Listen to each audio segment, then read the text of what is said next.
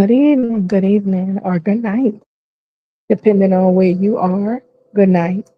First thing Miss Chantel need to do is check her volume before I go into my topic of discussion. So let me check that right quick. Text message.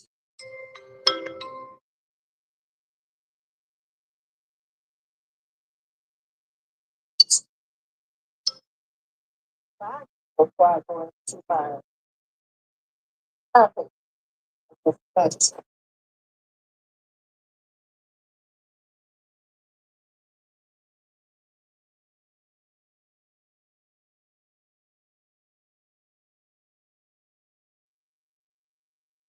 Okay, I think that sounds pretty good.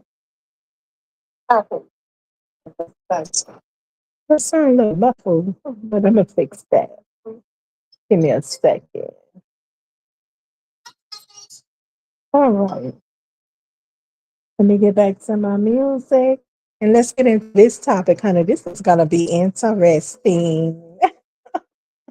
Listen, I learned a lot about Haiti today in my readings, and I want to share it with you. Because a lot of times we hear people talking, and talking, but we don't take the time to dig into this information that's at our fingertips. I always say we have information at our fingertips. Dig in. It's at your fingertips. Click, click, and click. You don't even have to get up to get the information.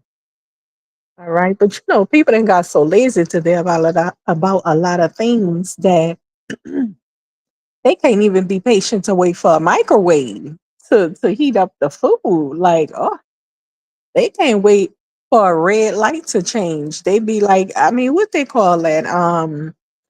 Anxious. I don't like that anxiety type of stuff. Impatient. Some people just don't even want to type up information and read through it. Don't have to get up or anything. It always did irk me for the to see people with the easiest jobs not feel like doing the easiest job, like answering a phone or something. I'm like, oh my gosh, you're just answering a phone line. But listen, so in my readings, I learned some stuff about Haiti. Very interesting. Remember I told you guys that a lot of times I'm gonna turn my music down. I think it's a little loud. Remember, it feels up loud. Remember I told you guys that a lot of times there's this thing called Mandela effect. I don't know the history about the term Mandela effect, right? Or the phrase Mandela effect. I don't know if it relates to Nelson Mandela, because a lot of people had his story twisted as well for a very long time. But the Mandela effect is when people believe a particular event in society happened one way, but in actuality it happened another. And I always say that, we was under a Mandela effect concerning the true history of slavery and how it came about that there's descendants of slaves around the world. And so, when we begin to learn about the African history and stuff, a lot of people to this day still cannot accept it. It's hard to accept when they hear that, oh no, the African kingdoms actually sold us. They sold each other. They were warring with each other to sell each other, just to capture each other and sell each other to foreigners for toys and stuff, trinkets and beads, because they saw it as value, because the white man, probably wore beads, and the white man did have some sort of trinket on him. And, the Africans thought it would be a good luck charm or something to bring them richness too, stuff like that. And so They traded their people for little things, you know? When, as Vovo always, I always say, Vovo said, you got gold under your feet, diamonds under your feet, everything, but you don't know what to do with it. You dummy.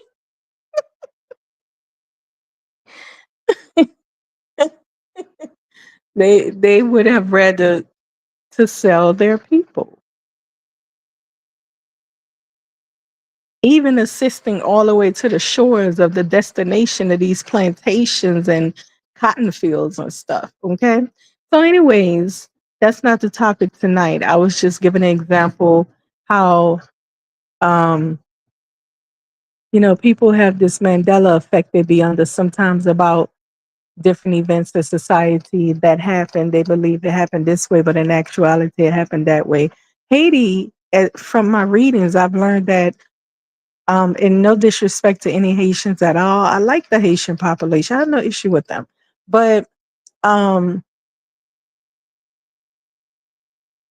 I think that we see Haiti like that as well. There's a Mandela effect there. I don't know. Maybe it's because people hype it up or something. I'm not sure why it's like that. But the readings that I came across was very shocking. How we're going to get into how Haiti's economy became completely ruined because, let me not say it, let me give you the readings so you can listen and learn. Okay. Um, and how the US had involvement in Haiti as well and did some treacherous things over there. We didn't hear about that. We didn't know about it. Haiti has a complex class classes system, like a lot of places, though. A lot of places deal with the same thing. You know how the colonizer come in and um, they have children with some of the women of that nation they have conquered, and they take those biracial children and make them head of the estates, their territories, and they make them head of the territories, and um, you know, they make them the elite over the original, people that they, you know. And let's get this understood. Talking about biracial stuff, anything that's a mixture can be really confusing sometimes. But um, a mixed person that has a parent of two different races, you can't call them African, nor can you call them white. They are what you call biracial. Some people in different countries call them different names. Like I believe in African countries, they call them coloreds or something. Some other countries, they have a name for them, but they are not black nor white. They have their own unique lineage, which is a mixture. Okay, so you can never really expect a Haitian to stand strong. I mean, a Creole or biracial person to stand strong in one single race. You understand what I'm saying? So they'll always try to see the other side, the opposition side. Sometimes they stand strong in one race if there's a strong evil present from that side that they don't like. Like they got some biracials that's half ADOS FBA, and they stand strong with the ADOS FBA, very strong, because they don't like the evil they see from the other side, from their other parents' side. But a lot of times, I used to have a biracial friend. I had plenty of biracial friends, but a lot of times, um, it's so confusing. They try to see, they have like a George Floyd case, and they try to understand why the cop did it. Huh? and that's how they kind of think.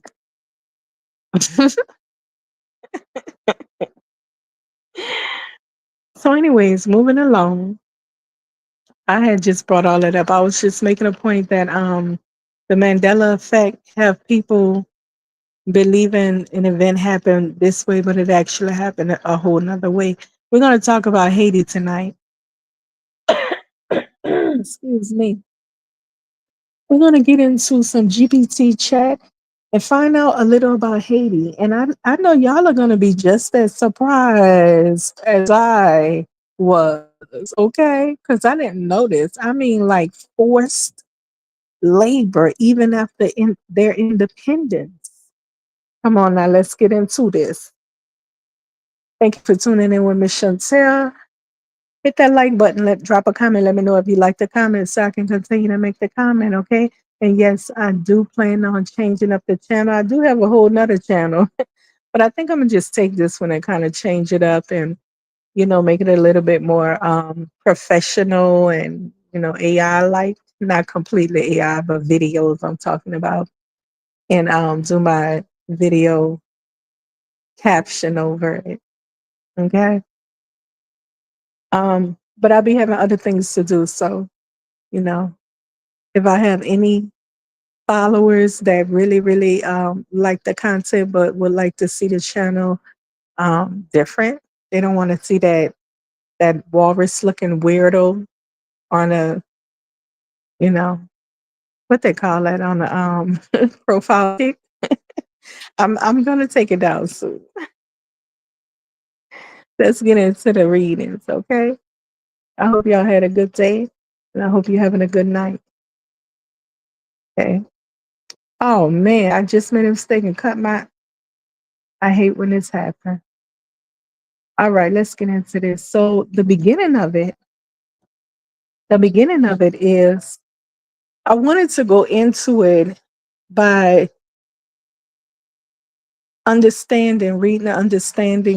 reading and understanding the difference between African,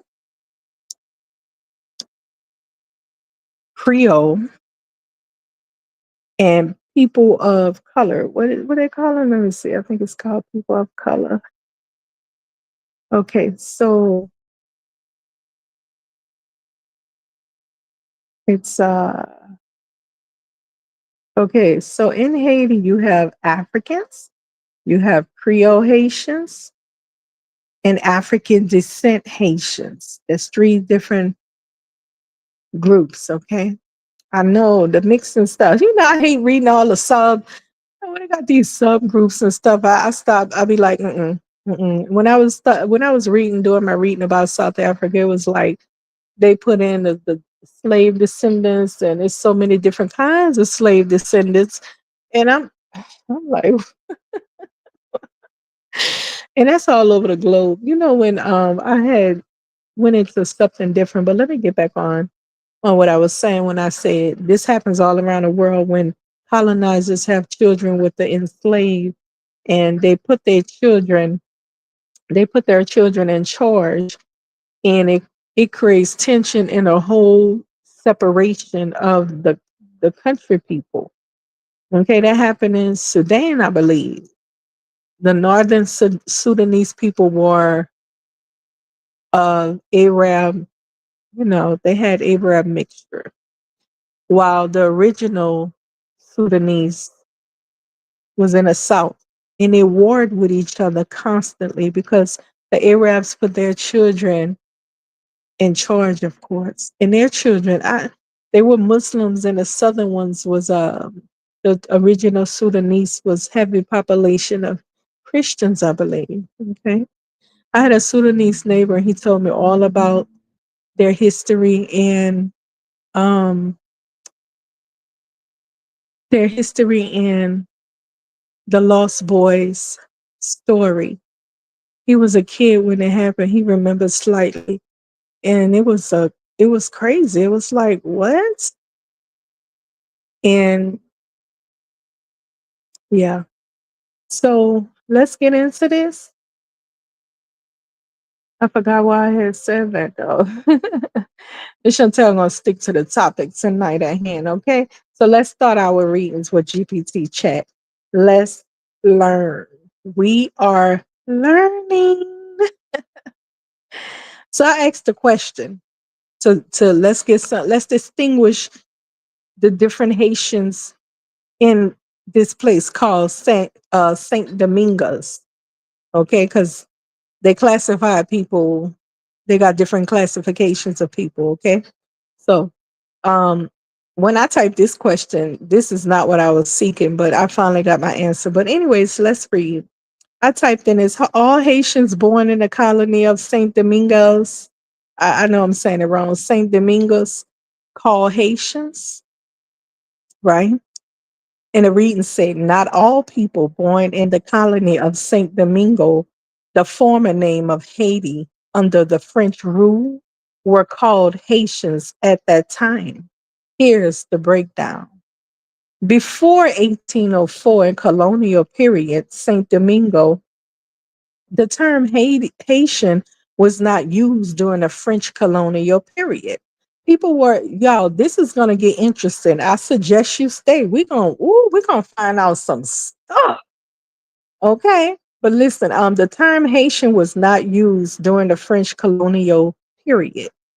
People were identified by legal and racial categories. By legal and racial categories. I think legal might mean whether they're a free person or something. White colonists were French settlers.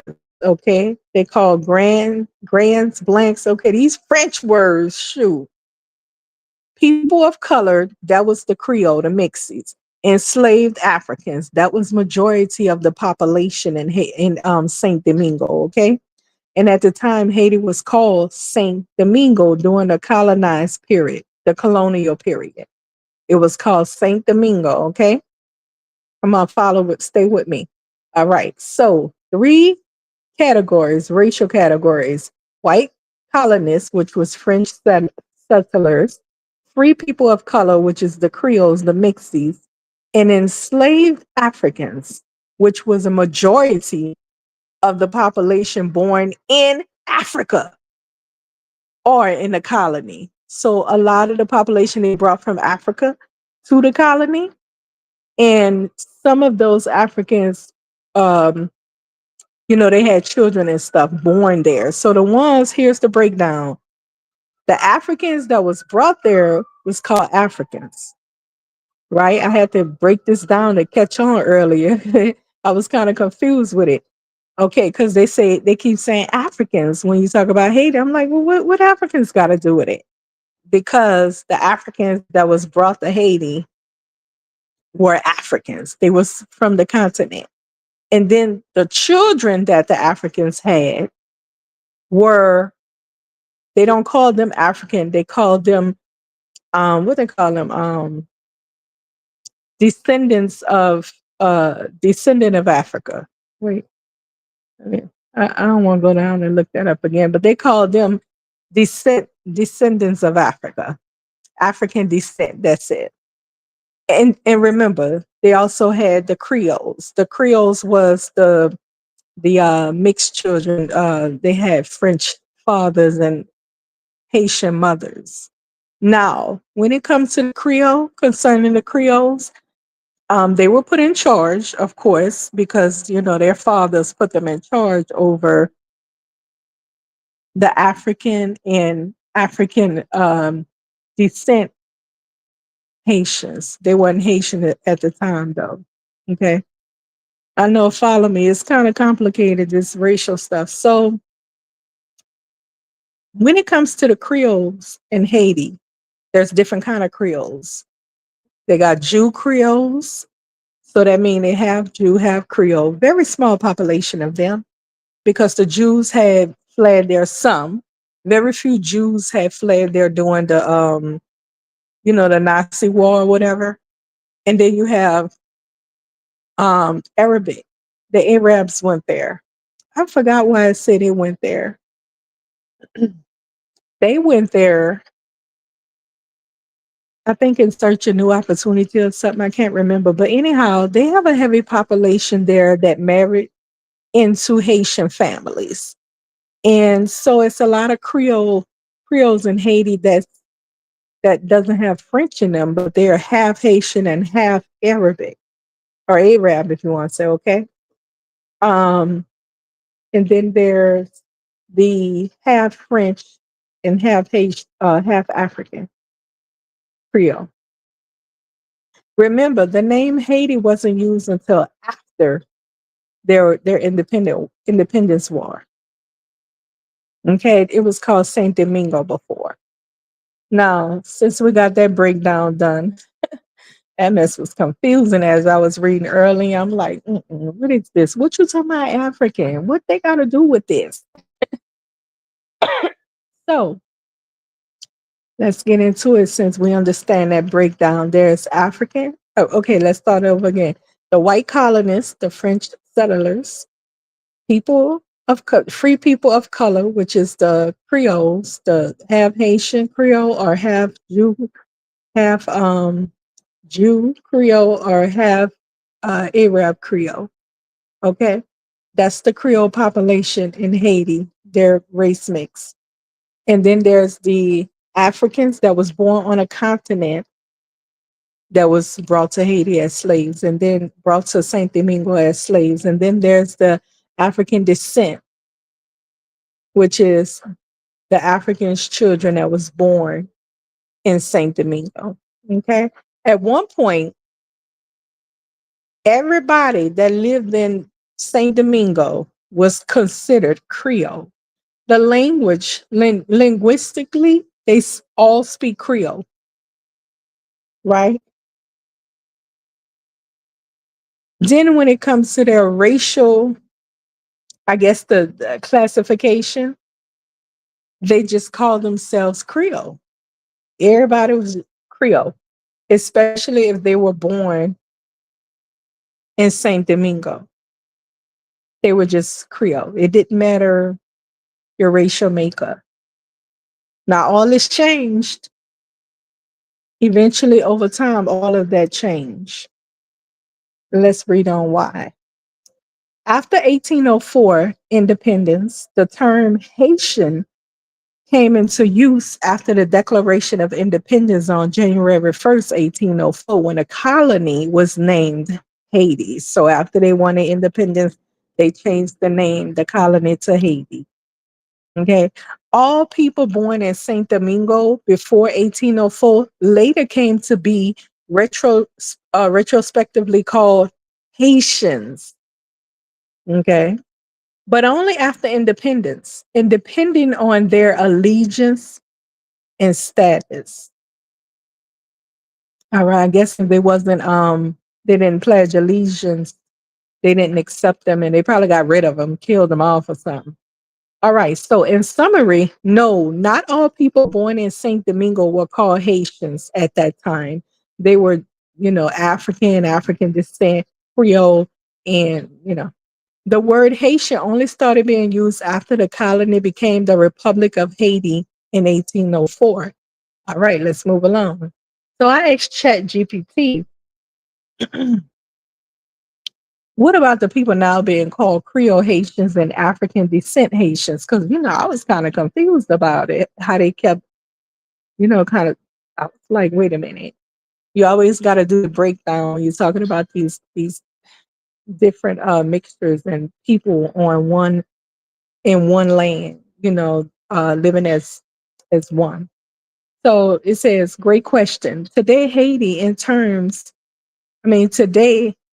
in Haiti, terms like Creole Haitian and African descent Haitians. Remember, I told you what African descent Haitians is?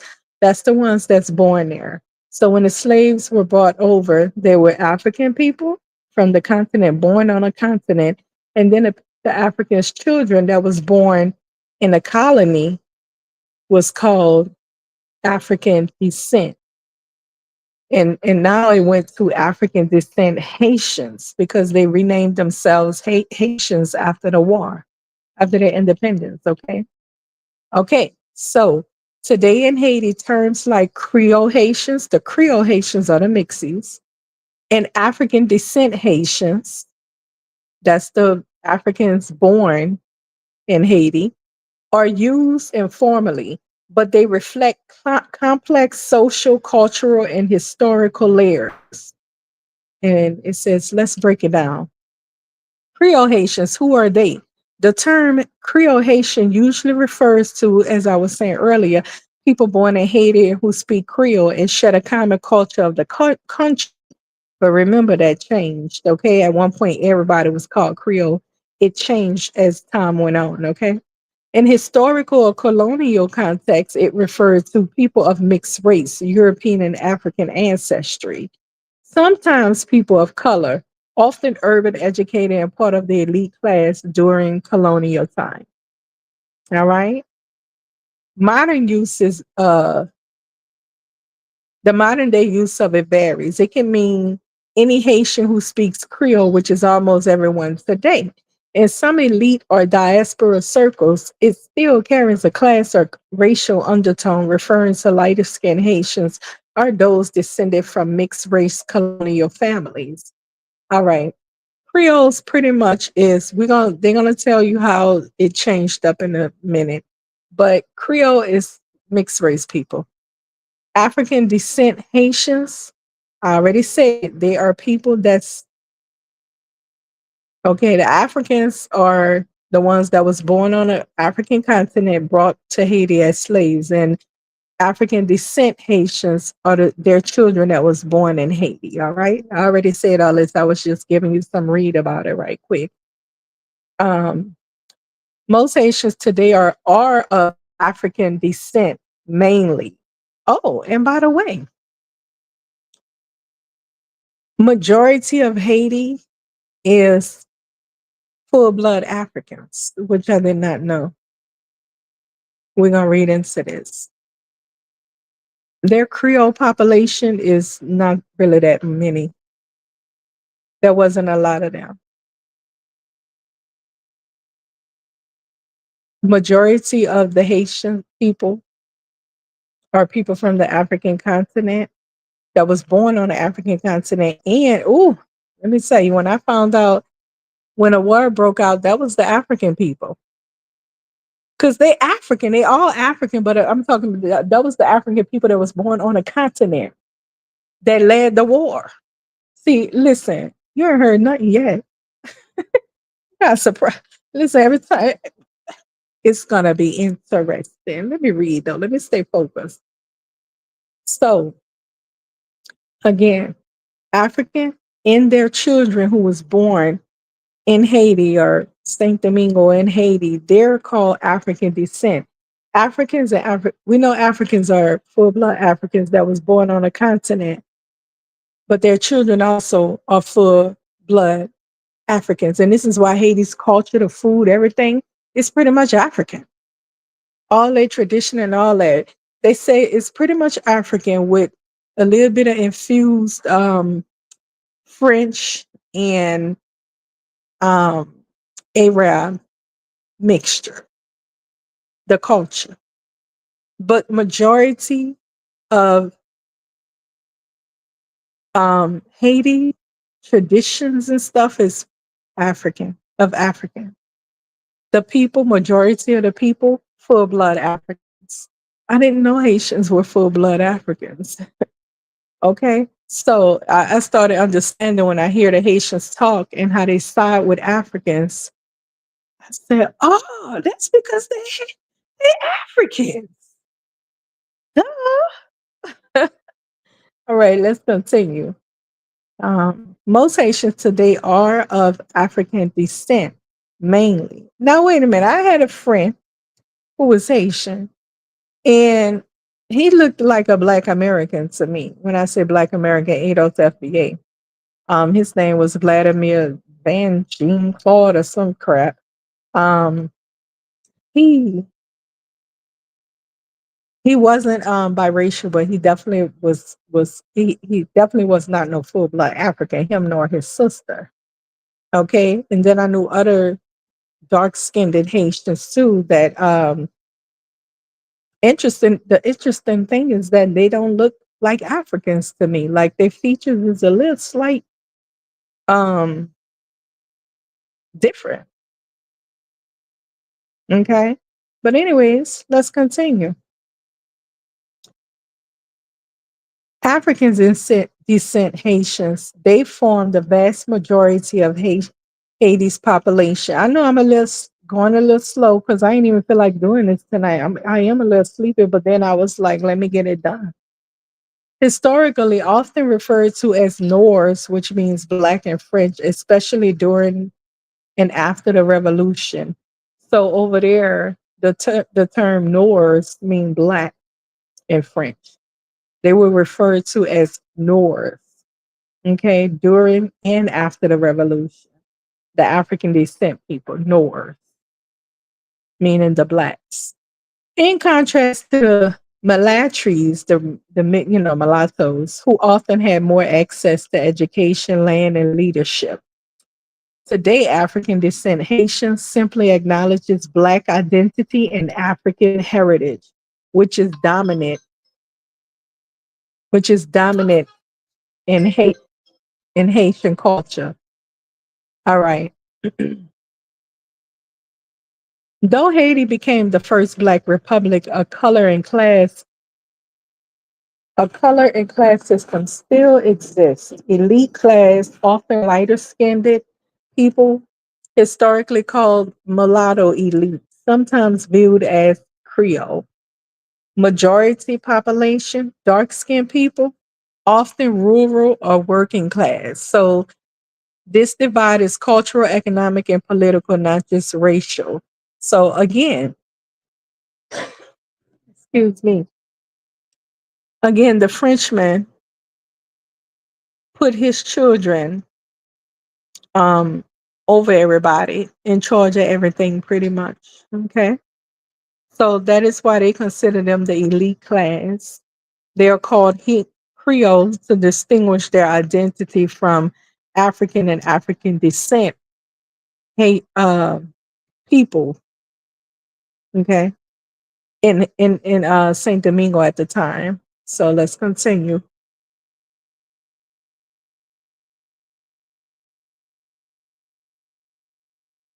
So I asked to clarify because I was kind of confused earlier. So the majority of African descent Haitians are full blood Africans, and they still carry African traditions.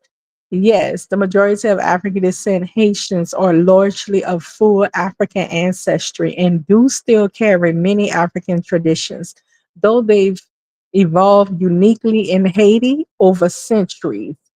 Because they had some influence there, like the French, Arab influence. So they have a little blend of that in their culture as well.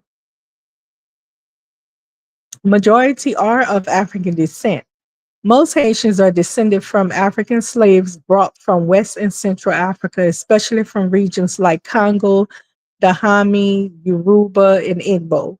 Unlike many other countries in the Americas, Haiti's African heritage remains strong because the enslaved population vastly outnumbered the Europeans. I'm glad that was said, that was read, because during the war, it wasn't a like war, you know what I'm saying? Like military against military. They were heavily outnumbered. The colonizers were heavily outnumbered. Okay, and let's read on because you're gonna see what happens. The enslaved population vastly outnumbered the Europeans. The Haitian Revolution removed the white colonial class.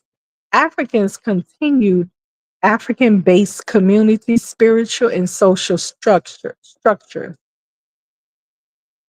Full blood African in context. In Haiti, there's less racial mixing compared to countries like Brazil and the US. Many Haitians have minimal or no European ancestry, especially outside elite or urban families.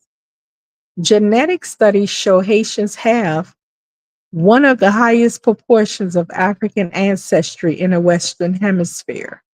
Okay. African traditions survived in Haiti. Um, the African cultural traditions are very alive, especially in Haiti, especially, concerning the language. Haitian Creole is based on French, but deeply influenced by African language, Congo, Fan, Iwu, Yoruba. Their religion, they practice voodoo, is directly rooted in African spiritual practices, especially from Dahomey, Benin, and Congo. Music and dance, the drumming, rhythms, call and response, singing, and ceremonial dances all reflect African roots. Their food ingredients like okra, yam, plantains, and cooking styles, stews, and griot come from African cultural traditions. Okay, proverbs, and wisdom. Oral traditions, storytelling, and sayings are heavily African in tone and philosophy. Okay, so pretty much Haitians are Africans. Okay, and the African, we know it was different parts of Africa these people were taken from. So it's a new tribe with a blend of traditional African things, all of that. They got the African tribal traditions blended in there with a little bit of French tradition. So, okay, let's continue.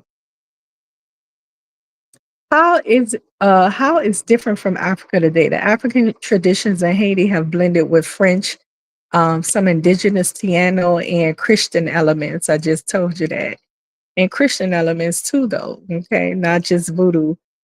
It's not exactly the same as current African cultures, but represents a distinct Creole African fusion that stayed deeply rooted in African worldwide. So, in summary, most Haitians are of primarily African descent with minimal racial mixing, and they preserve the African traditions strongly, especially in religion, music, language, and worldview.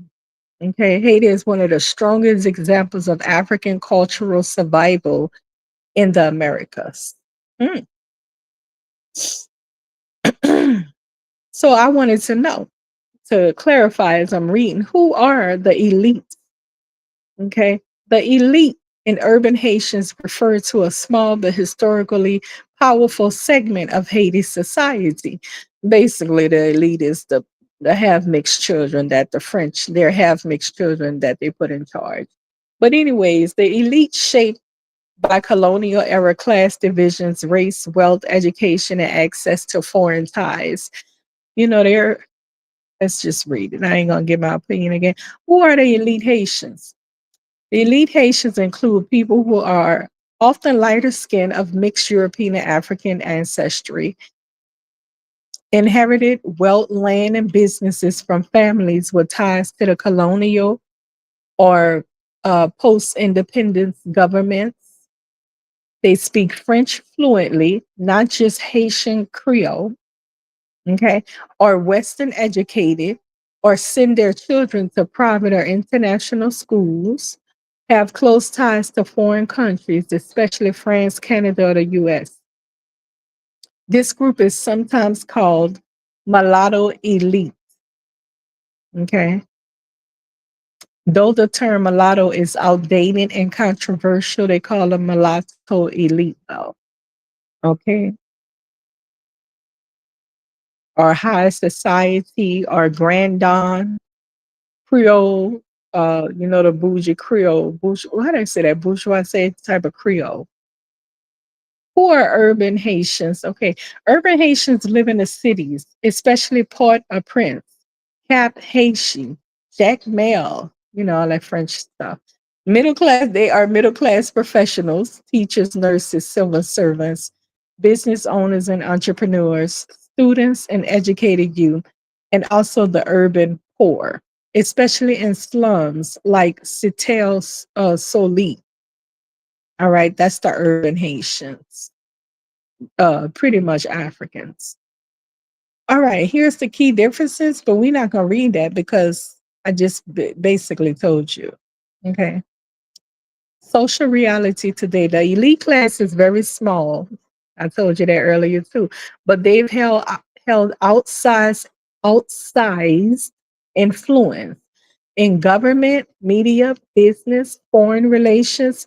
Tensions exist between the elite and the masses, African Haitians, especially when it comes to inequality, corruption, lack of opportunity, exclusion from decision making. So again, these are the Creole children as half Creole was put in charge of everything over the African and African descent Haitians, and their relationship isn't good due to this their positions. Okay, their relationship, the African and African descent versus the Creole Haitian. All right. So let's continue. Okay, so here's where it's about to get interesting. Why, when, and why did did the French demand reparations from Haiti, and who was running the country at this point? Where were they African descent Haitians? Okay, that's what I asked GPT chat. I'm gonna read that again because you're not just typing anything. I'm like, I just want to just give me the answer. When and why did the French demand reparations from Haiti? When and why? And I want to know who was running the country at this point, called Haiti now, because it was after the French demanded. Let me just read. When and why did France demand reparations from Haiti?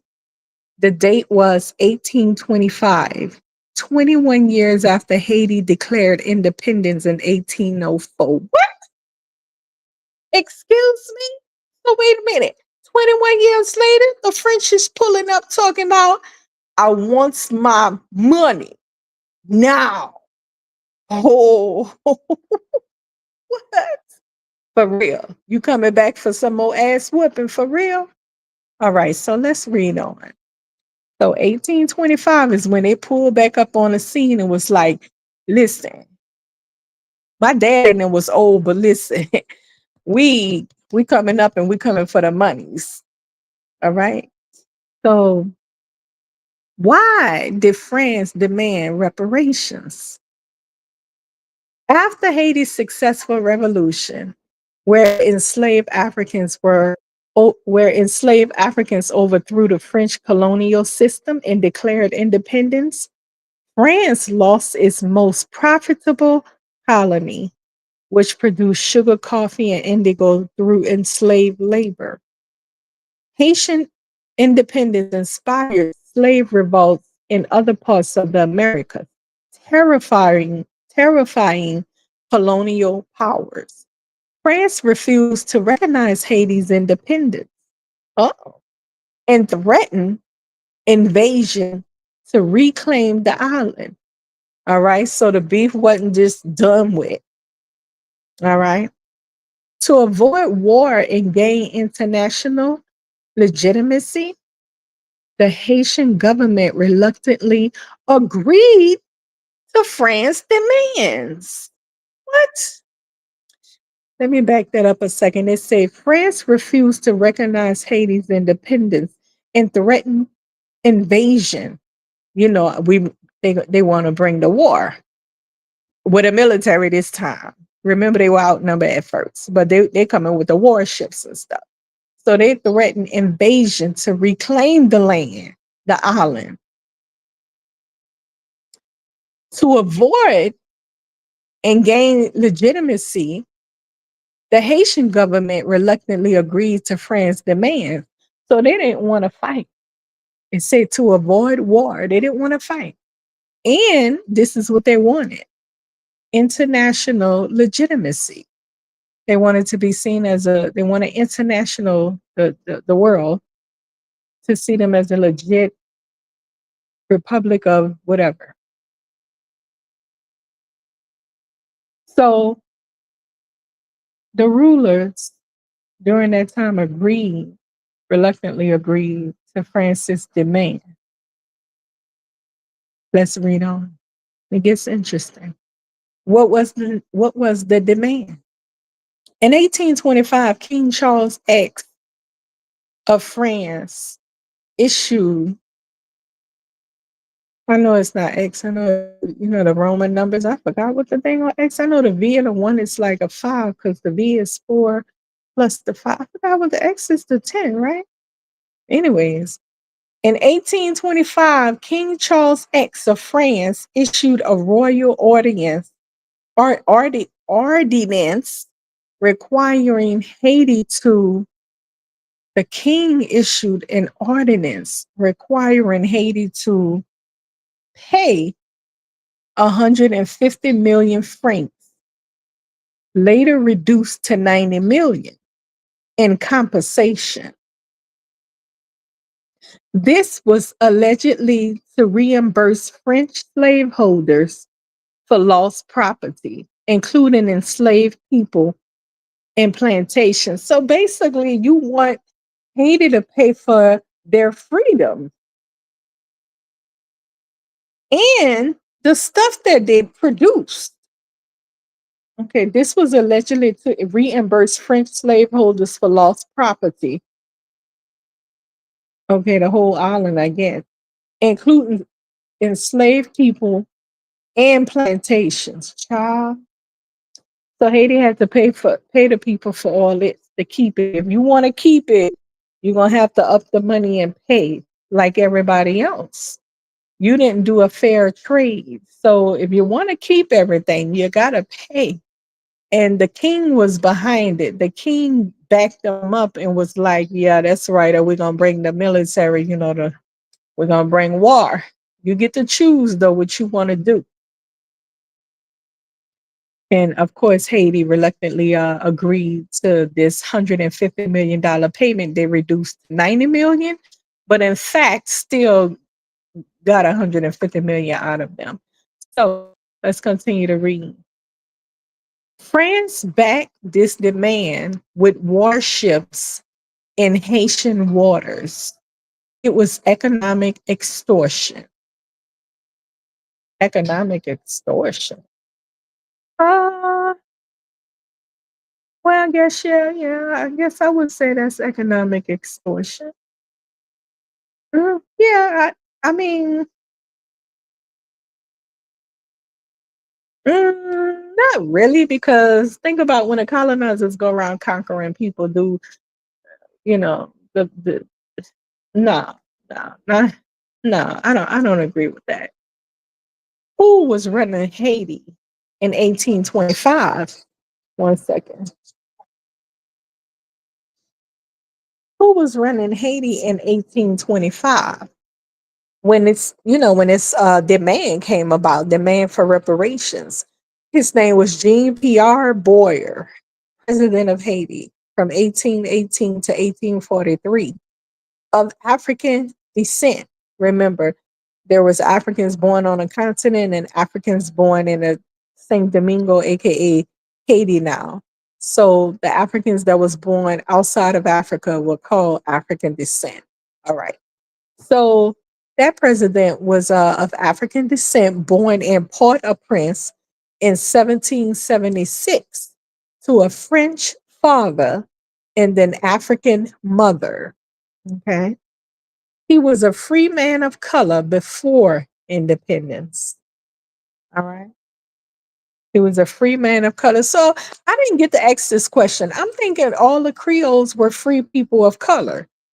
I don't think they enslaved the Creoles. I'm gonna have to ask that before I wrap the show up. When I get to the end, did they enslave the Creoles? Because every time I'm reading, I see next to Creole, free person of color. So I don't think they enslaved the Creoles. I think they put them in charge of everything.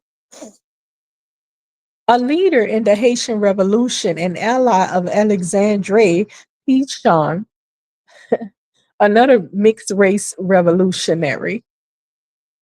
Hmm. See, it be a little complex with these countries and different peoples. What what are effects on Haiti? The debt was crippling. Haiti had to take out high interest loans from French and European banks to pay France. What? So they can't even go to anybody to try to get loan. They wasn't gonna give them no loans anyway because they don't respect them as a legitimate, independent nation. So they wasn't gonna get no loans or anything. So the debt and interest drained Haiti's economy for over a century. Haiti didn't finish paying this so called reparation until 1947, 122 years later. Woo! Did you just hear that? Haiti, they demand France, the Frenchmen demanded that Haiti pay reparations. They agreed because they didn't want to have another war because the people threatened to come back and take the island, reclaim the island. So they didn't want to have another war. So they agreed to make the payment. The payments lasted 122 years. They didn't finish paying until 122 years. What? So it pretty much it drained their economy. Like they were paying these colonizers all their money that they needed to survive. Damn, that's deep. Think about this for a second. The Haitians were paying the Frenchmen money they couldn't even afford to pay them. They were giving the money to these people when they needed the money to help the community grow. The payments lasted all the way till 1947, 122 years later.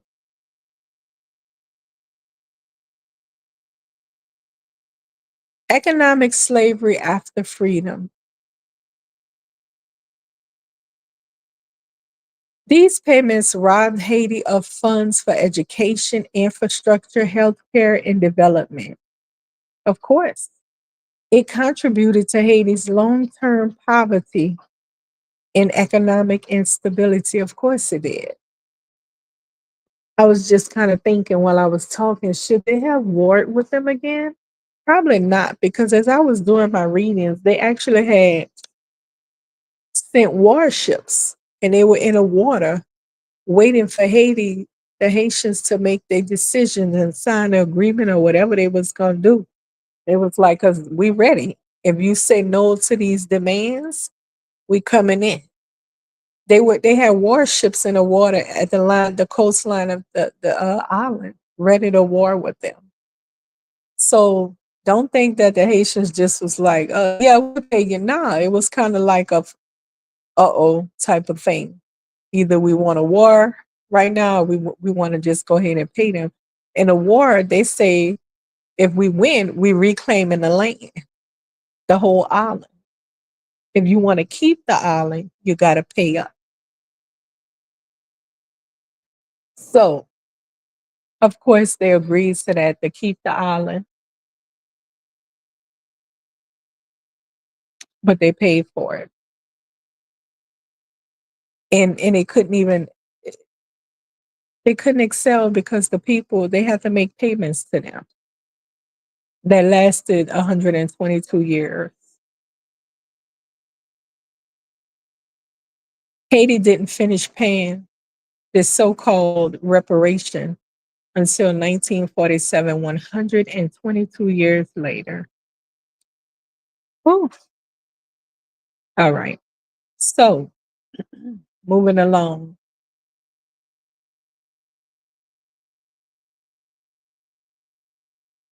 there was a mixed race revolution. I asked that because as I was reading, they said they spoke on mixed race revolution. So I was like, what is that? Let's read about that right quick. Because remember the there's Creoles there, okay, that was put in charge of everything. And yet there's African and African descent there that was fighting to um, have some opportunity to grow into, come up out of enslavement type of living. All right. Yes, the Haitian Revolution from 1791 to 1804 was largely led by Africans and people of African descent. Okay.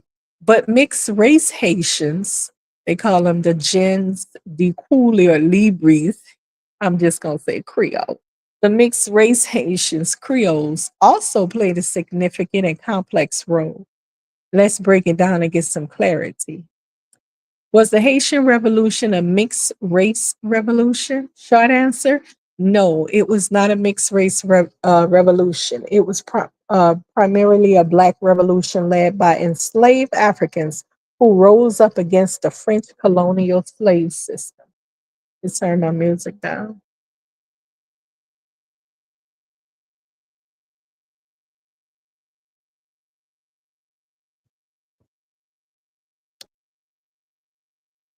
However, mixed race Haitians, the Creoles, also participated, especially in the early and middle stages, but not always on the side of the enslaved.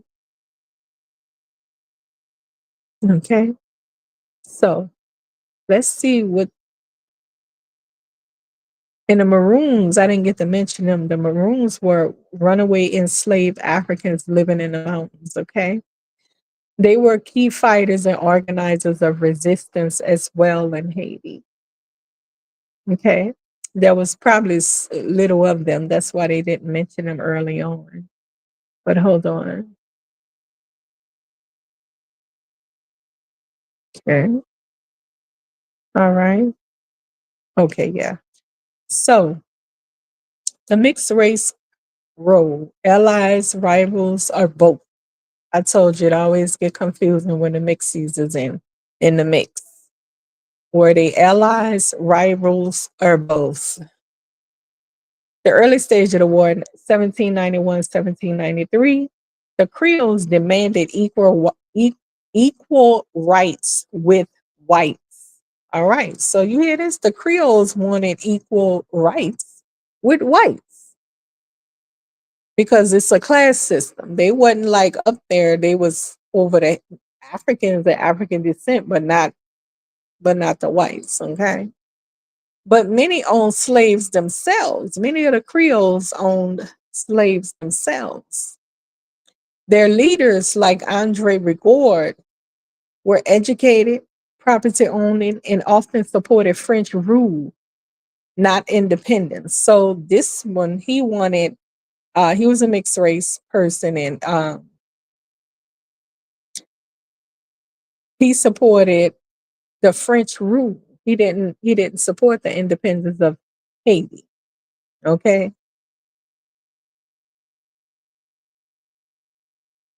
Some fought against enslaved Black rebels to protect their status.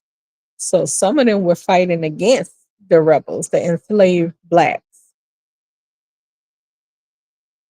Some of the Creoles were fighting against them to protect their status as Creole and, being higher in class, higher ranking in class, the class system. Okay. Mid stage, Toussaint Lebor, whatever that is, a former slave, worked with, then later clashed with mixed race generals like Rigaud.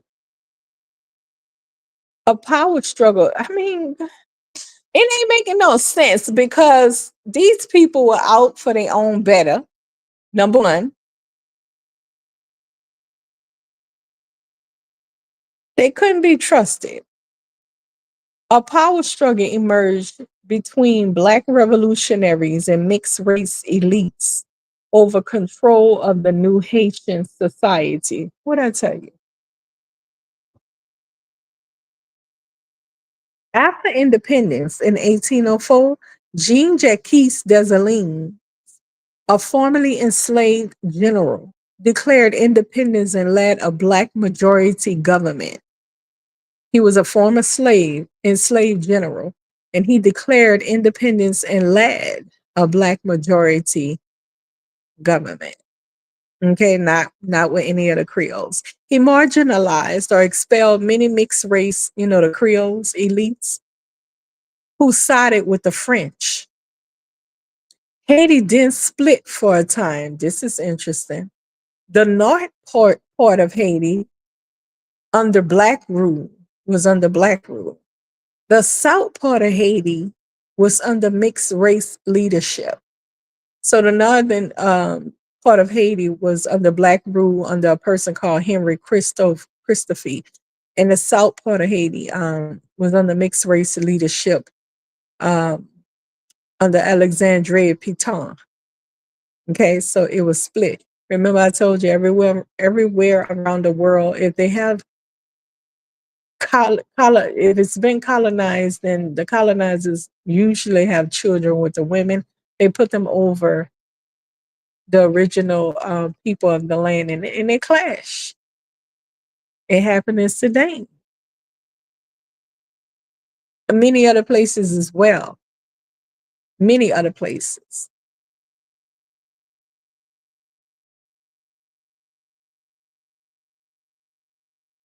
So, in summary, the Haitian Revolution was not led by mixed race Haitians, though they played a complicated role. Now, when a war broke out, a lot of them had fled to Louisiana. By the way, the French and the Creole, a lot of them fled to Louisiana, but a lot of them stayed um, afterwards to try to, I don't know what was in their mind. But listen, the Haitian Revolution was not led by mixed race Haitians, though they played a complicated role. So clearly, some of them was against Haiti's independence, and some of them were not. Some of them was all for it. Okay. It was the first and only successful slave revolt in world history, led by enslaved. Sorry, my computer thing jumped off. Led by enslaved Africans and mixed race Haitians. Mixed race Haitians often fought for their own civil rights, not the freedom of all. That's what I'm saying. Like, at times opposed full black liberation. Later tried to regain influence in the post independence government. Wow. All right. Okay, we already read about that.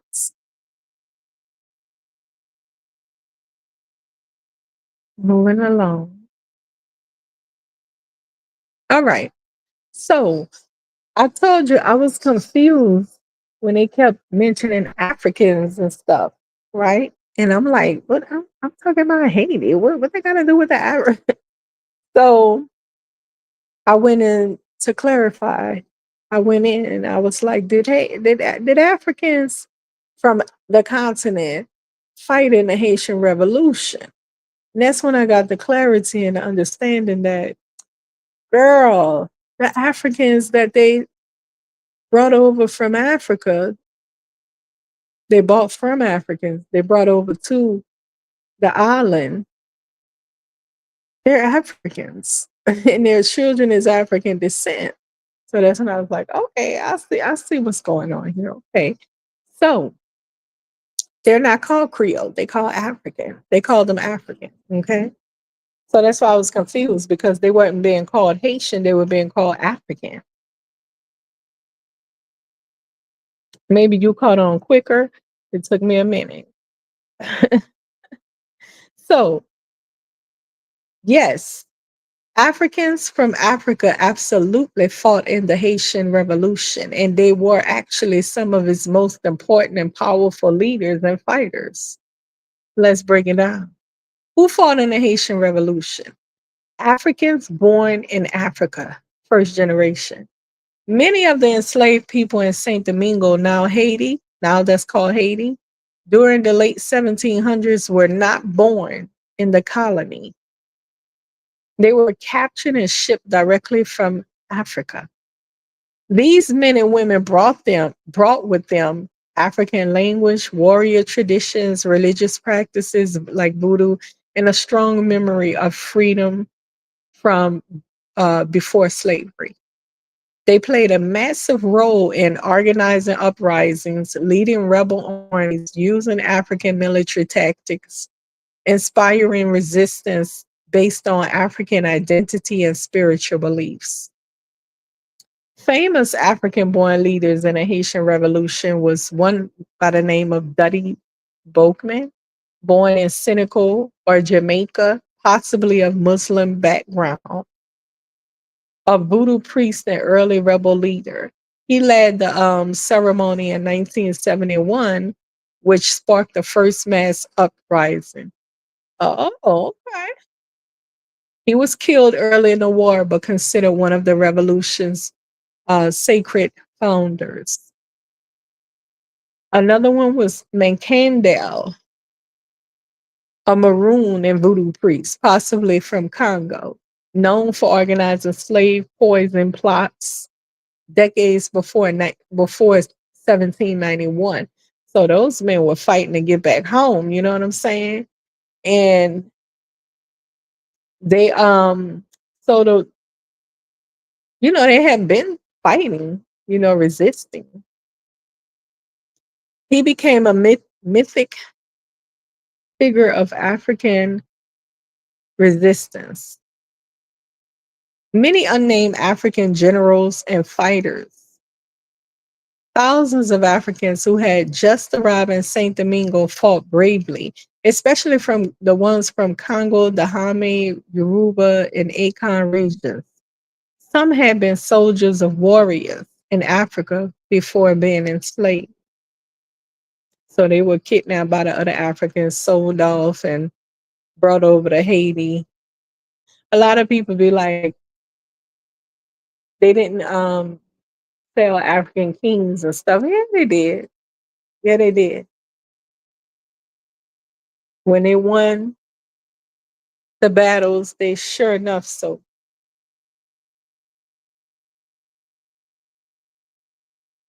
What made them so important?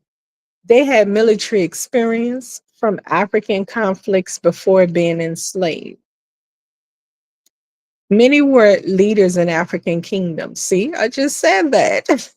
Many were leaders in African kingdoms. Okay.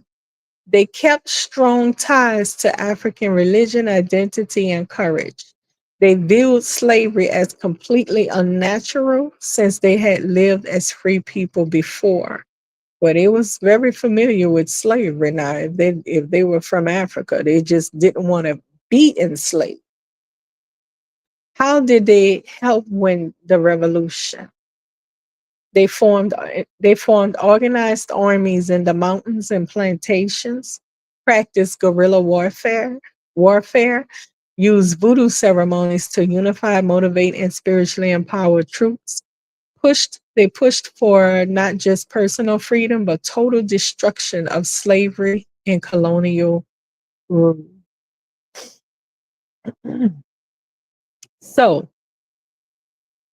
Africans played a big part in the independence of the island of Haiti. And that was confusing to me at first because I'm like, what? And I had to come to understand that majority of Haiti is full blood African descent people.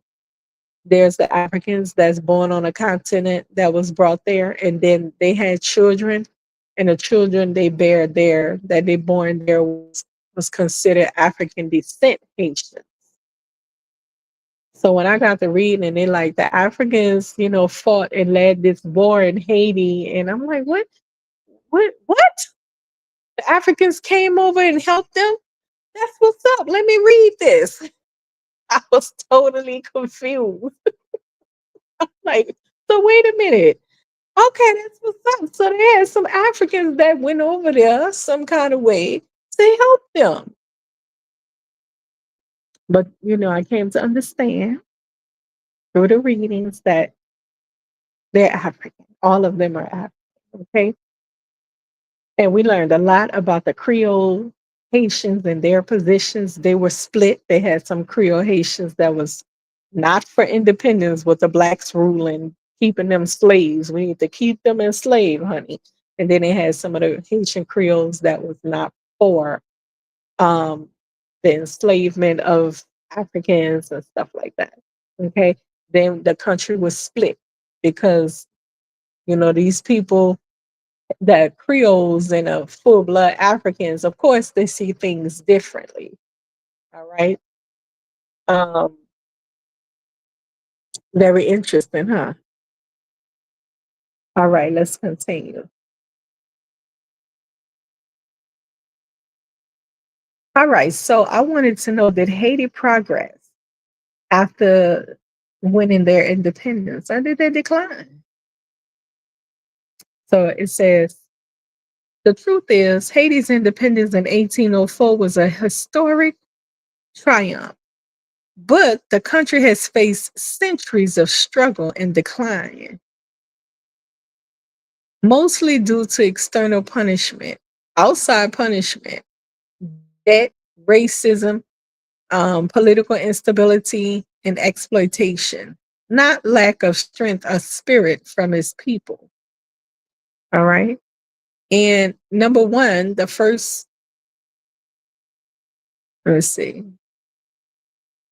Okay, so the first one talks about how Haiti became the first Black republic and the first nation to be founded by formerly enslaved people. Under leaders like Dessalines, Christophe, and Piton, Haiti maintained its independence against French and European threats. Give me one second.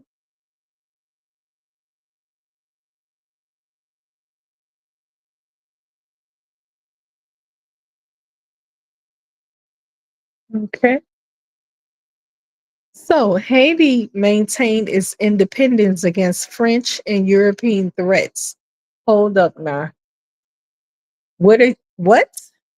Under leaders like Dessalines, Christophe, and Piton, the French names, Haiti maintained its independence against French and European threats by paying them and probably not missing a payment. But okay, I told y'all earlier before I started reading, there's a such thing called the Mandela effect, and this is how people, when misinformation get out there, this is how people be assuming it happened this way, but in actuality, it was that way. They had to pay. But when we reading, it says they maintained their independence against French and European threats. Yeah, by paying them. Tried to rebuild a society with black sovereignty. But I always say that word wrong.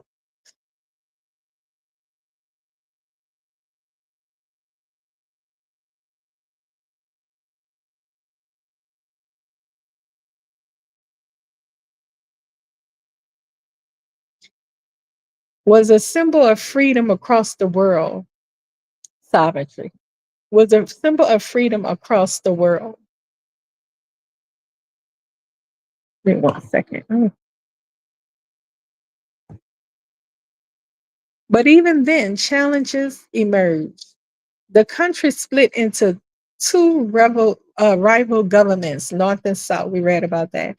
International powers refused to recognize Haiti.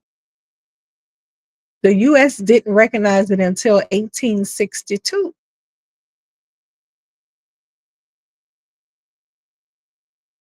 Wow. Trade embargoes and isolation choked development. More like paying reparations did the I mean, they wasn't gonna do well having to give the money up. Period. I mean, okay, so then it says from 1825 to 1900, decline in the economic and foreign pressure. France extorted Haiti into paying reparations. Well, we read about this for lost slave property. This forced Haiti into crippling debt for more than 100 years. Haiti had to borrow from French banks, leading to massive interest and dependency. Remember, they said they reduced it down to 90. They still had them pay 150 million. All right, Haiti governments were often unstable with repeated coups and dictatorships. The economy was built around agriculture and exports, but profits were drained by debt and foreign companies. Wow. Hmm. The result was that public education, roads, healthcare, and industry suffered.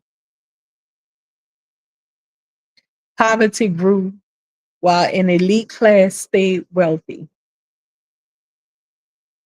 Y'all hear that? Poverty grew while the elite class stayed wealthy. So hold on.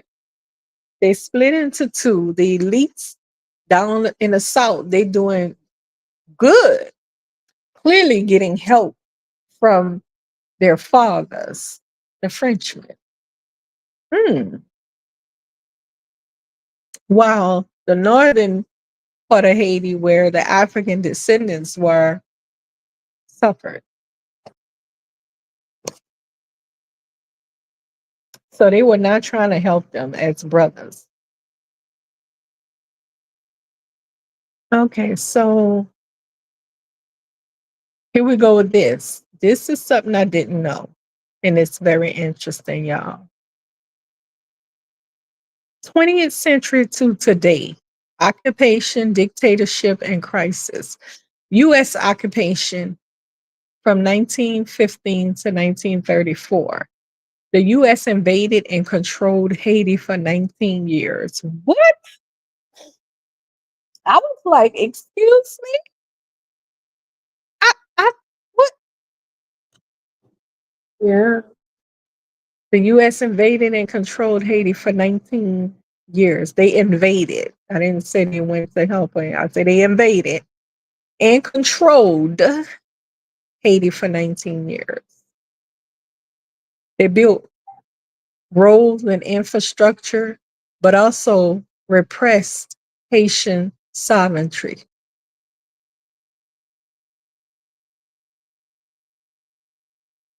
Sovereignty. I said sovereignty. So let me read this one, then I'm gonna get my take. They set up systems that favored foreign interest and elite control. Oh, damn, they came in and did the same thing the French did. They set up people in elite control.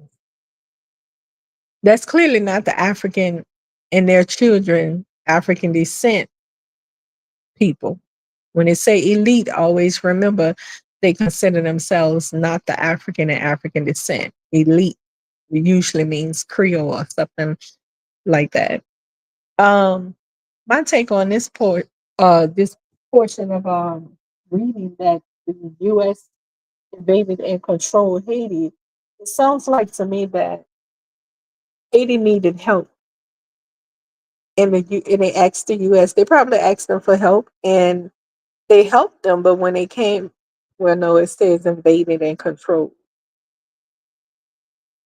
I mean, that's like just going to somebody's land and taking over. I'm assuming that Haiti probably needed the help and reached out to them. Nah, nah, nah. It says invaded and controlled. There's no respect in that. Okay, so the US went over there and just like bullied them and took over. Okay. Now they did build up the country. That's what had me confused because if what they went over there and they built up roads and infrastructure, but they also repressed the Haitian, I ain't gonna say regime, but they repressed the Haitian sovereignty.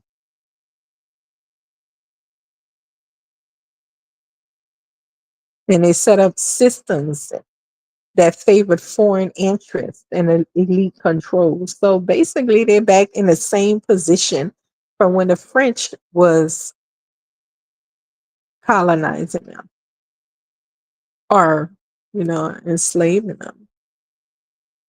All right. So then we have a Duvalier dictatorship from 1957 to 1986. Francois Papa Doc Duvalier and his son Jean Claude Baby Doc ruled with terror in Haiti. They used Tonton Makuto's secret police to silence opposition.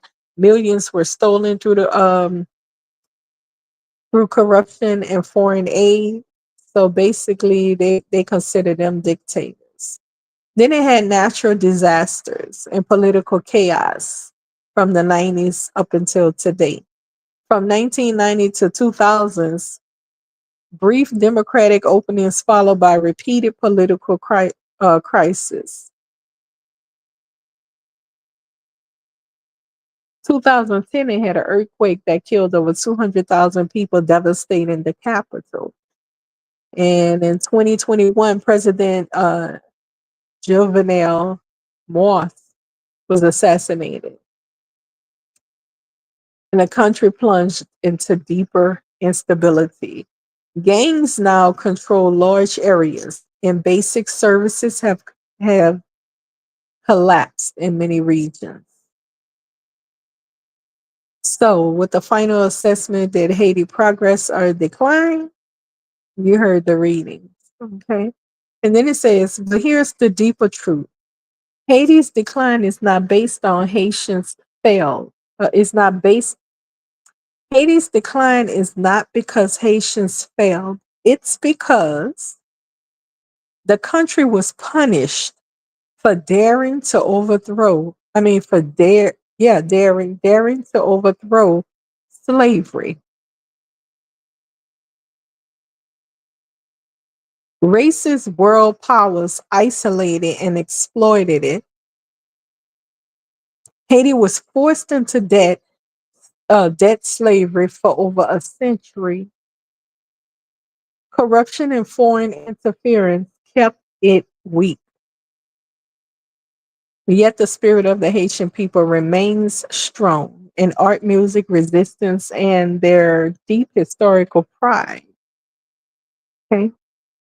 So I wanted to try to find out, when I kept reading, I'm like, wait a minute, I never heard about the US invading Haiti and stuff. So I went into further chat with Chat GPT and I asked um, to clarify, did the US forcefully invade Haiti and controlled it? Took over, controlled it by taking over. And who was this elite group they put in charge? In charge. Yes, the United States did forcefully invade and occupy Haiti in 1915 and remained in control until 1934. It was a military occupation. And during that time, the US restructured Haiti's government, economy, and military to serve American interests. Oh my gosh. Well now wait a minute. Since I learned this, they should be able to stay in that case. What? And military to serve American interests, often at the expense of Haitian sovereignty and a Haitian majority. What? Okay. Yeah. Now, see, upon learning something like that in the history, I would say they should be able to stay in America then. You went over there and ransacked everything and eh, what? Okay. So, why did the US invade Haiti though in 1915 is what I wanted to know. In July 1915, Haitian President Wilbur, whatever, Sam was assassinated after executing political prisoners. The US used the chaos as an excuse to send in Marines. So the president of Haiti at the time decided to assassinate some political prisoners. One second, to assassinate some political prisoners, and it was the people must have it was an uproar, and so the U.S. heard about the chaos, and they used that as an excuse to send in their Marines. But the real reasons were protecting American banks and business interests. U.S. banks had control over Haitian debt and customs. U.S. bank had control over Haitian debt and customs. Wow. Preventing Germany or France from gaining influence in the Caribbean. Using Haiti as part of the U.S. Monroe Doctrine slash imperialist expansion. What the freak?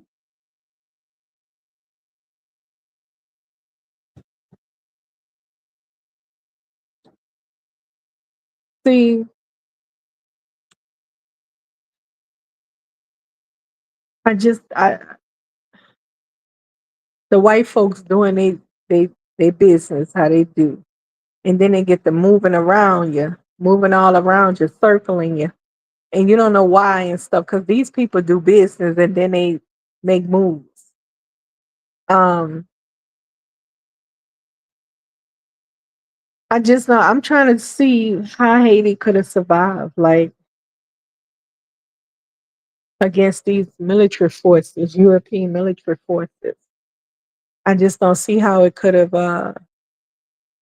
survived when you don't have a strong military. Nope. Mm-mm. They can just come in and but listen, I don't believe in giving up, of course, but I believe in strategizing. I mean, look at the Somalis, respect, because they don't let anybody into this. They don't let them in, but they can't really do the come up because even though they don't let people come in like that, which I think is great, they have in-house fighting. They can't unify as one because if they did, oh my gosh. But they have in-house fighting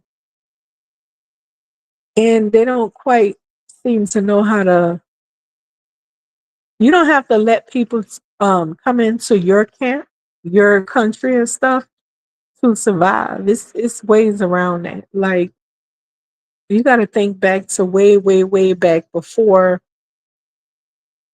um, the old school days, very old school days. How people would survive, how would they eat and things like that. So you don't need the European governments to help you eat and all of that. Well, you can grow food yourself. What's the hell is wrong with you? You can grow food yourself. You can dig wells yourself. But I think it's when people want more. Because if they're satisfied with food, like the people in the Amazon jungle, those people are satisfied with what they got. They can't. They content, baby. They're not trying to get nothing. The white man got in his hand. Well, usually if he go up some, they do be like, "Ooh, what's this? Ooh, ooh, ooh." What they call that? Curious. Um, but if the people satisfied with the basic necessities like having water and food, and they got their own land and their own private area where they can grow and dwell, they gon' they can do that. They have people out there living like that in the world. The Amazon jungles and all that. Those people is not messing with the outside world like that, you know? Um, but it's when people want more. It's when they want more. They get a little greedy and be like, yeah, I want this. Give me that. Next thing you know, they do a trade. Well, if I give you this, You'll like this alcohol and these cigarettes and this gun. These guns, you'll like this, wouldn't you? If I give you this, you gotta let me come in. And the whole purpose is to get in your house. They want to get in your house so they can destroy it, of course. Um, I don't know what kind of people in the world want to go into other people's houses. Like that clearly just says a whole lot about the person out. It's like the three pigs story, three little pigs children's story. The wolf constantly tried to get in their houses. Why though? Why are you bothering them? Just go do something with yourself. It's a whole world. Move around. Move around. Go do something. But the wolf was the force, and their parents taught them about the wolf before they left home to build their own home. The story goes, one of them built a house out of straw, one built a house out of whatever, and the other one built a house out of brick. And the one who used brick to build his house, he's the one that survived. The wolf couldn't get in. And when the wolf kept trying and trying, when the wolf did get in, he dropped into the boiling pot of steaming, hot water. Um, that's a story to talking about people try to get into your houses, your land, your territory, your house of people, and they only want to come in to destroy. They're not. Why would they want to come in? Like, why would I force myself into somebody's house daily, just trying to get in there? I'm just trying to get in their land. I'm just trying to come in your country. I want to. I just have to come in your country. I'm trying to come in your country. I want to come in your country. What for? You can see they're poor from the outskirts. You can look over there and see they're poor. But it's all about control and destroying people and controlling people.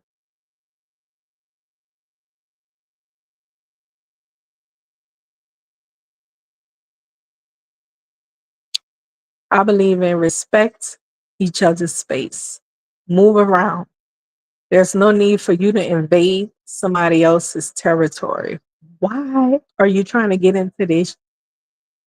They're not trying to come to your house. They're not trying to get your land and whatever. Well, for as America now, of course. But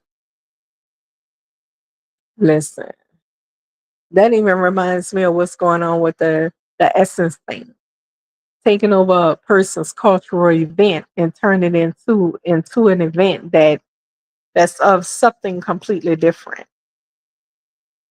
Now, timeshare owned Essence before the Liberian guy, but they kept it as it was. You see what I'm saying? When they purchased it, the event continued on as it was, so they can continue to make money and bring in their influences to the people without them even knowing it's a white daddy behind their influence. And because they usually keep the face of the company, the person who they usually keep them on.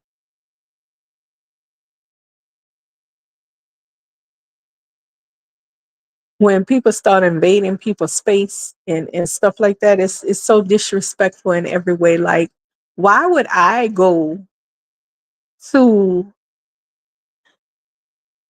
it's even like a public school.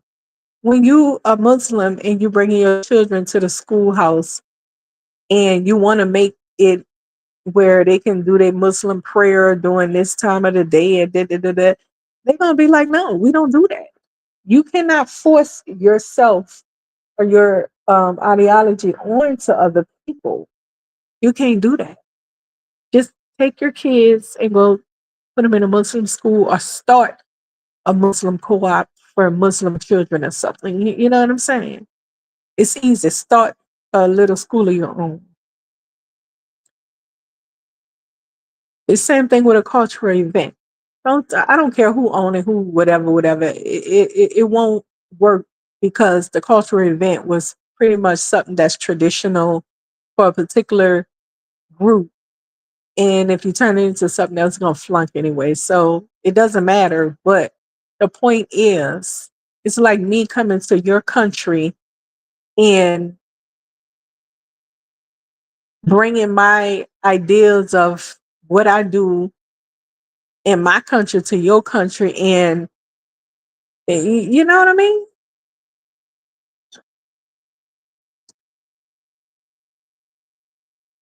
We have space in America. Let me tell you something. I'm gonna go back into my topic. In California, when you go into a Popeyes, they usually have if Mexicans bought the franchise, they usually have a bunch of Mexican stuff on the menu alongside the Popeyes menu. And they do not even know how to cook the Popeyes chicken. Oh my gosh. Listen, I thought it was just me, but even a white couple was like, "Oh, what is this?" I was like, "Girl, I'm right behind y'all. What the heck is this? Give me my money back." So it flunks, is what I'm saying. The franchise flunked because you brought in your menu and you didn't even cater to properly knowing how to prepare the food that catered to the restaurant becoming a success.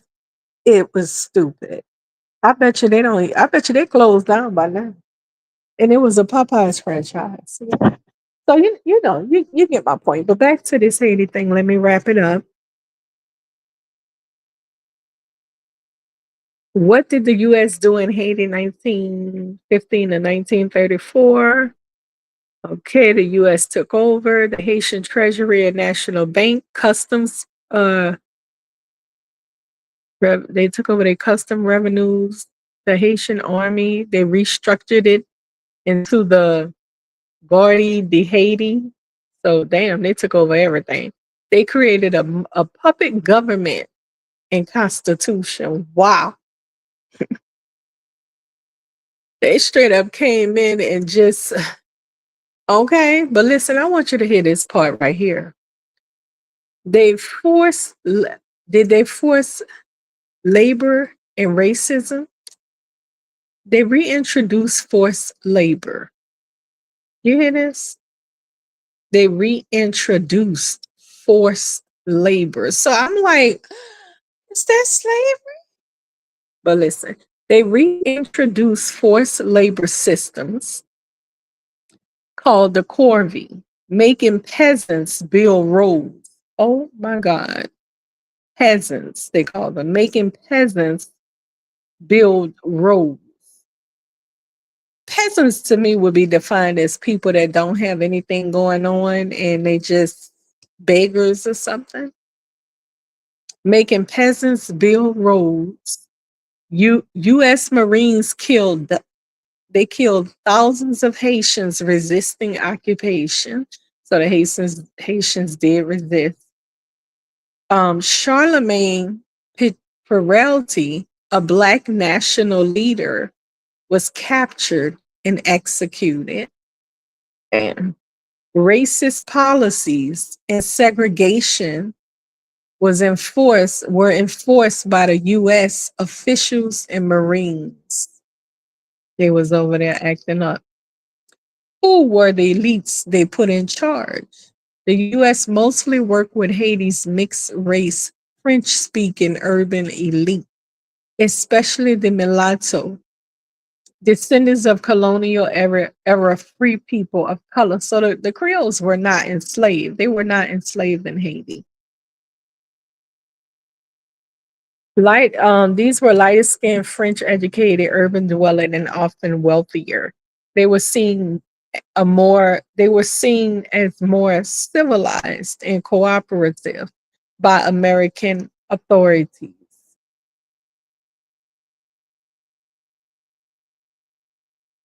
They used figurehead presidents and while the US held the real power. Of course. They helped the US draft a new constitution in 1918. What? Damn, they took total control.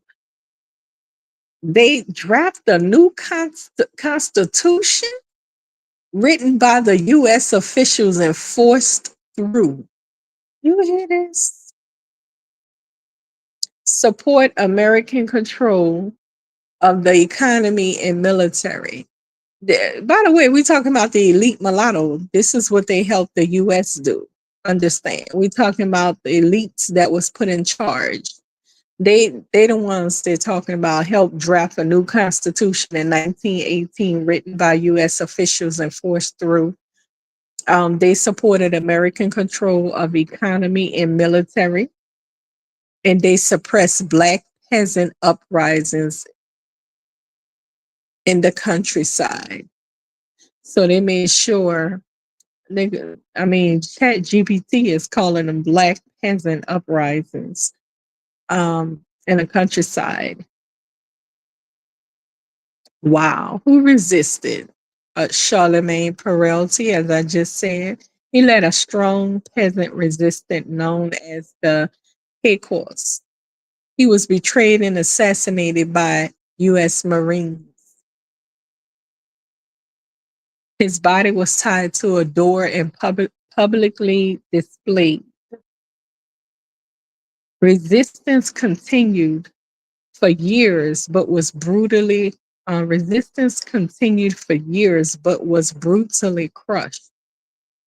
The fight was they always lost basically. Um, Peltry was betrayed by I think they mean betrayed by the Creoles. Peltry was betrayed and assassinated by the U.S. Marine. Hmm. In summary, did the U.S. invade Haiti? Yes, in 1915 military and without Haitian consent. Wow. How long did they stay? 19 years until 1934. Who did they put in charge? Mulatto elite. Did Haitians resist? Yes, especially Black rural Haitians and leaders like Charlemagne Peralty. What was the impact? Loss of sovereignty, forced labor, elite favoritism, long term military influence. They even took over their military. And then I was like, I want to know, wait a minute, enforced labor or slave? Right now. So they say enforced labor means people are compelled to work against their will. That's slavery, though. Enforced labor means people are compelled to work against their will, often under threat of punishment. It's a broad category that includes slavery, but also other forms of coercion. Coercion. Um, so basically, they it's almost like saying they enslaved them, pretty much. This was in the 19th century. I know I was reading. Okay, wait a minute. This was in the, yeah, 1918 to 1930s. And that's pretty much a form of slavery. All right. So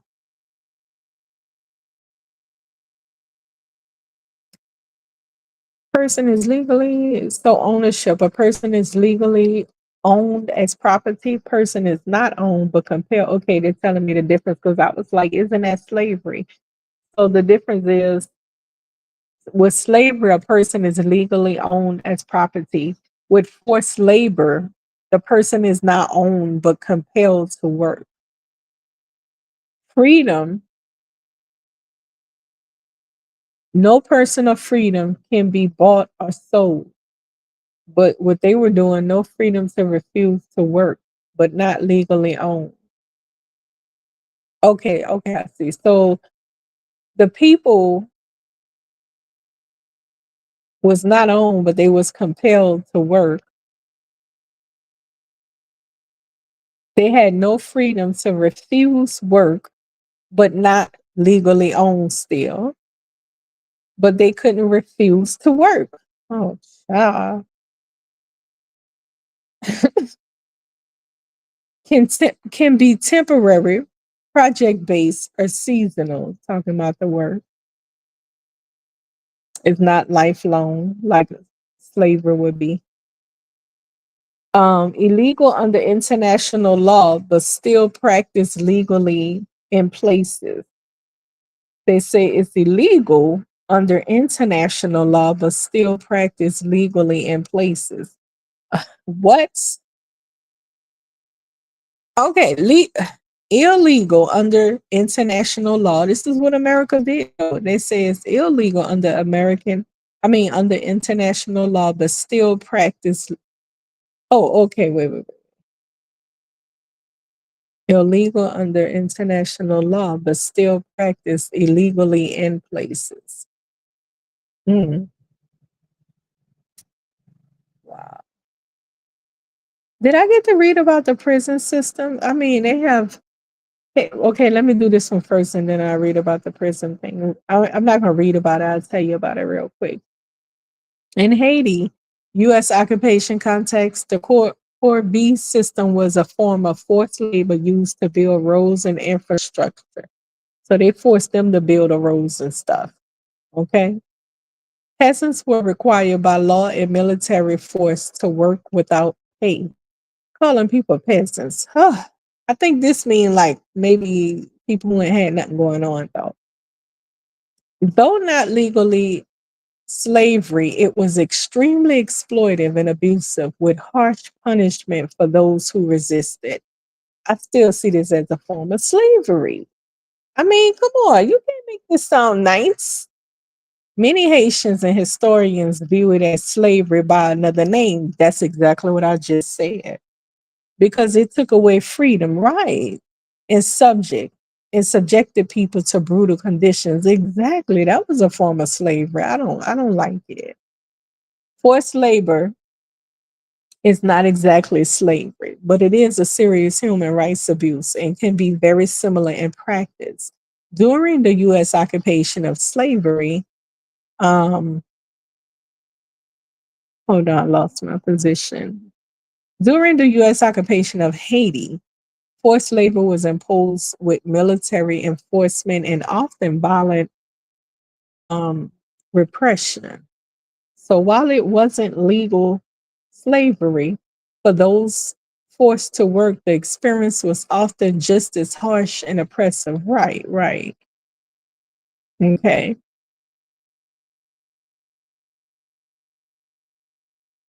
Yes, the government and military forced racist policies during their occupation of Haiti.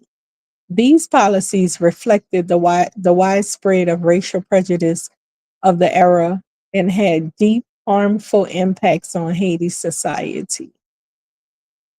Racial, okay. The U.S. Marines viewed Haitians through a racist lens, of course, often seeing Black Haitians as inferior or uncivilized. The U.S. favored working with the lighter skinned mixed race Haitian elite, the mulatto class, whom they consider more trustworthy and cultured. And culture? Trustworthy culture? Okay. Black majority Haitians, especially in the rural peasants, were often disrespected, marginalized, and oppressed. Segregation and discrimination. The U.S. Marines and officials practice racial segregation. I mean, we don't even need to read through this anymore because we got the idea of what was going on. Okay. Um,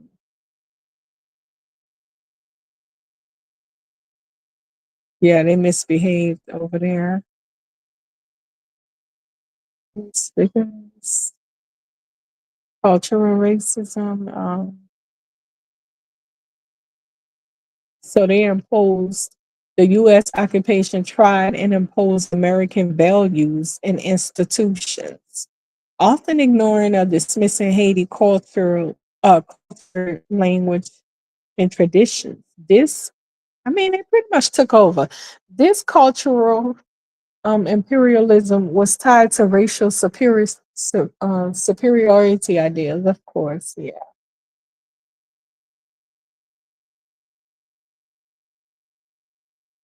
So, with all of that, Haiti had a mistrust of foreign powers, right?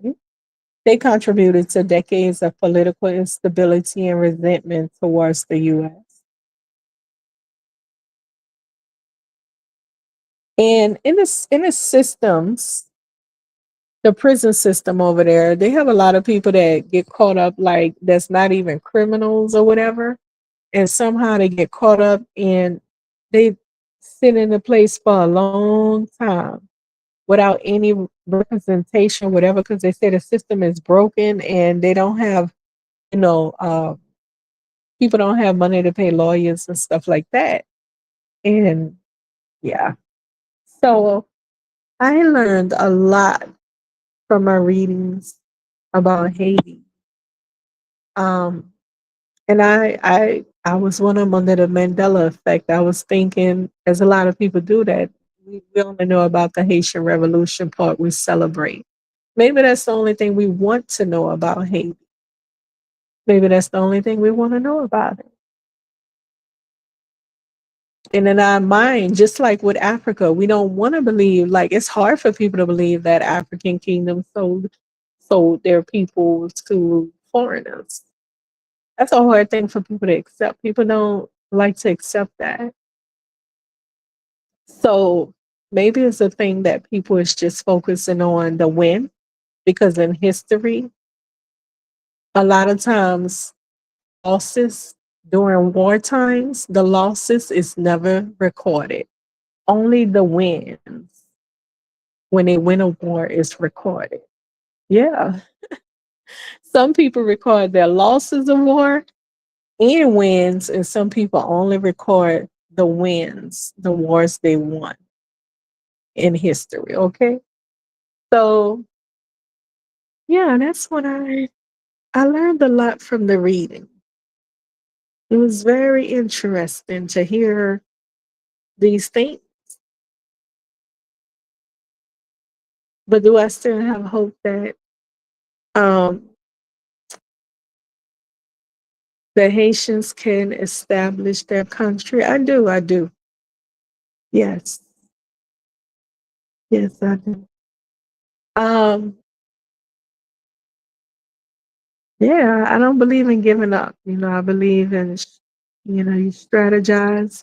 But the most important thing to me is unity. Unity equals power, and that's something that they know how to do very well. Keep Black people apart, and I'm talking keep us apart to the point of within our own ethnic group, within our own race as well, and sometimes within your own family. Okay. I think Black people can be excelling in this country a lot of times if they learn to live with each other. A lot of them cannot come together and purchase like the Mexicans and the Middle Easterners do, um, and purchase like 4 or 5 of them come together, or even 6 of them and purchase a big old house together as a family. Everybody would be doing good because you're splitting the bills. You don't have to worry about childcare. Like everything would be better than each one out there working on their own and struggling to pay a very heavy, large amount of mortgage and plus this, and this stuff is very expensive. All right. So yeah, unity equals power. That's all. I'm gonna leave it at that. Okay, let me read this comment.